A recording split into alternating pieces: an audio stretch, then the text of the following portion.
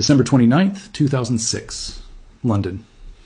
A clerk in the British Treasury processes a payment that has been made every year for 6 decades. The check is written to the United States Treasury. The amount, $83.25 million. It is the final installment on a debt that began 60 years earlier, in 1946, when Britain borrowed money to prevent its people from starving after winning World War II. The clerk closes the file. The debt is paid. After 60 years of annual payments, Britain has finally finished paying America back for the privilege of having survived the war. But this clerk doesn't know the full story. He doesn't know that the original loan was $3.75 billion, and Britain has just paid $7.5 billion total, double the principal. He doesn't know that before Britain even received that loan, it had already sold $12 billion in overseas investments at fire sale prices to American buyers. He doesn't know that Britain handed over gold worth $4 billion, surrendered strategic naval bases across the Caribbean, and dismantled the trading system that held the British Empire together. He doesn't know that when you add up every asset Britain sold, every base it leased, every advantage it surrendered, and every dollar it repaid, the total wealth transferred from Britain to America between 1940 and 2006 was approximately $450 billion in today's money. For comparison, the Marshall Plan, celebrated as American generosity to rebuild Europe, cost $200 billion in today's money. America extracted more wealth from Britain alone than it gave to all of Europe combined. And Britain was the ally. Britain was on the winning side. This is the story of how the United States didn't defeat the British Empire with armies. It acquired the British Empire through foreclosure. How America turned Britain's victory into Britain's bankruptcy. How the financial terms negotiated between 1940 and 1946 transferred the wealth of the world's largest empire to America, not through conquest, but through contracts signed under duress. And how the mechanism used to strip Britain became the template for the International Monetary Fund, which has used the exact same playbook on over 80 countries in the past 75 years. Because understanding what happened to Britain between 1940 and 2006 isn't just history. It's understanding the debt trap that controls the global economy today. The same forced asset sales, the same wealth extraction, the same American institutions profiting, just different countries being stripped. Let me show you exactly how it worked. And once you see the mechanism, you'll see it operating everywhere. In September 1939, when Germany invaded Poland, Great Britain was the world's dominant financial power. The British Empire covered a quarter of the earth. The City of London was the center of global finance. The pound sterling was the world's reserve currency. Britain's gold reserves, 4 billion Britain's overseas investments, 20 billion railroads in Argentina, copper mines in Chile, industrial holdings in the United States. The British Empire generated $500 million annually just from investment income, but Britain had one fatal vulnerability. Unlike America, Britain imported more than it exported. Britain was an island that had to import 60% of its food and almost all raw materials. Steel, oil, rubber, aluminum, everything had to be imported. Britain's industrial power depended on global trade. When war began, Germany's strategy was economic strangulation.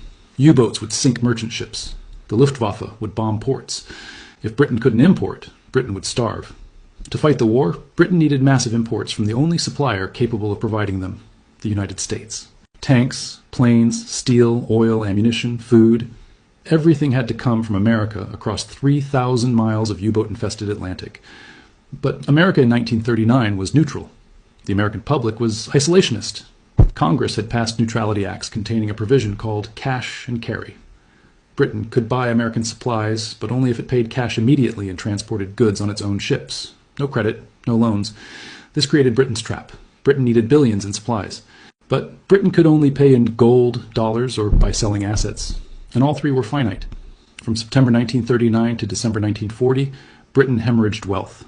The British Purchasing Commission ordered $4.5 billion in goods. To pay, Britain liquidated everything. First went the gold. In Operation Fish, Britain loaded $2 billion in gold bars onto battleships and shipped them to Canada, then to New York to pay American suppliers. It was the largest movement of physical wealth in history. Second went securities. Britain ordered citizens to surrender all American stocks and bonds. The government sold them on the New York Stock Exchange, raising $1 billion. Third went overseas investments. Britain began selling income-generating assets at fire sale prices. But selling these investments was devastating because they generated $500 million annually in income that balanced Britain's trade deficit. By December 1940, Britain faced mathematical bankruptcy. Gold, gone. Securities, sold. Easily liquidated assets, exhausted.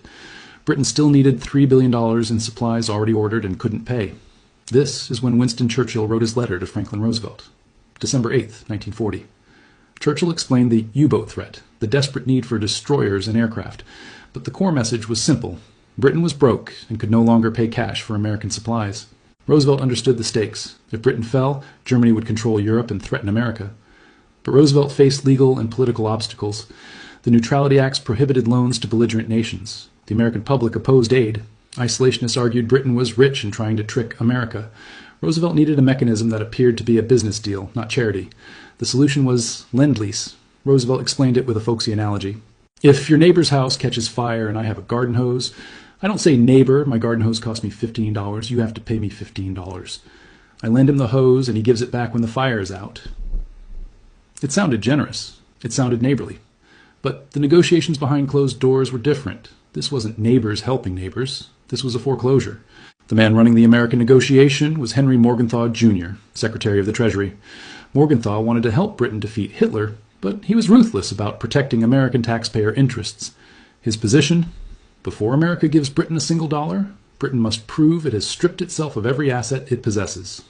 Morgenthau demanded a complete audit of the British Empire.